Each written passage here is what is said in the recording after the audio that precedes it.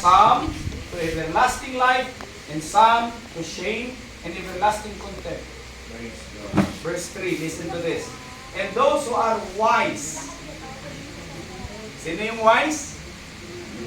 Yung nagsulwin. Those who are wise, ano daw mangyari sa kanila? Shall shine like brightness of the sky above. And those who turn many to righteousness, like the stars, forever and ever.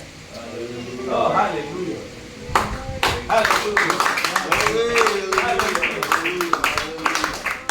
Yung ating naangkay ang makasalanan, mga kapatid, patungo sa ating Panginoon. Nagsabi ng Panginoon, we are going to shine. Listen, in heaven, we are going to shine like a star. Di ba maraming sa atin nangarap na maging artista? Sumikat. Kahit na sa ministry, gusto natin maging sikat. Tama?